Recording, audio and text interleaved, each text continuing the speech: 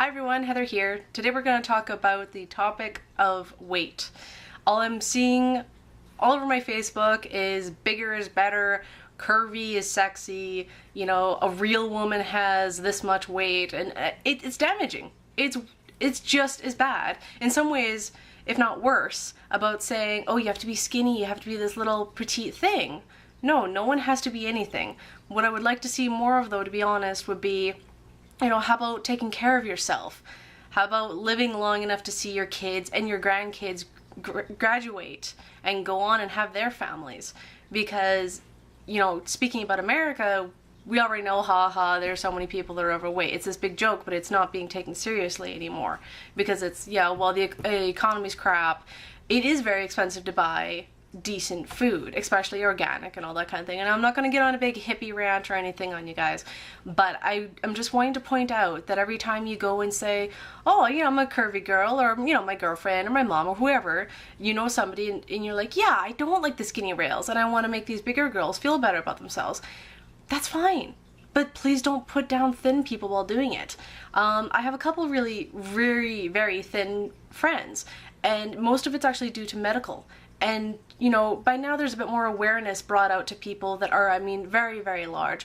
And we can say, you know, okay, well, it probably is thyroid or something medical. But when it's very thin, it's like, oh, it's anorexia or bulimia, or, wow, we gotta get on those people and fucking ride their asses. And it's like, no, they don't need that. Okay? They have a mirror just as much as anyone else. They don't need to be told. You know, like, if you have a child or something, bringing it up in a conversation is okay, but it doesn't have to be an attack situation. It never should be an attack situation, actually. You know, talking about things like a better diet, more exercise. I mean, I'm very guilty of that, but I've also got tons of muscular issues. Not an excuse, I know, I'm working on it. But the other thing is, when you hear a friend talk about a diet, don't jump on their ass about it. Don't say, oh, those never work, blah, blah, blah. Hear them out. Maybe what they mean when they say diet is a lifestyle change. Not all diets are actually, you know, you starving yourself. And that's the thing I hear, especially from older people, usually about 50 and older, they really get, oh, you don't need any of that, you're fine the way you are. Well, I know they see it as a compliment of, you know, you're fine weight, be happy with yourself, you're pretty, whatever. But it comes across as taking power away from you to make the choice of what you feel about your body. That's not cool, in my opinion. I know it's very well-meaning, but I've had friends, you know, get on my ass automatically and say, no, you're fine as you are, and I'm going, actually, no, I'm quite a bit overweight, and I have muscle issues, and I need to get it down to this level so that way my pills and everything else kick in. You don't understand, don't jump down my throat. I'm planning to do it the healthy, smart way. But there's a lot of people that won't even explain that after they've been jumped on, and they'll just shut up. And that can go into so many topics like suicide, whatever, you know, shut up, you're being emo, blah, blah, blah, and then they're not going to talk about it. So that's a big thing about weight, too.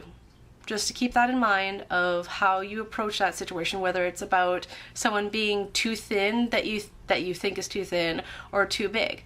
Now, going back to the topic of too thin,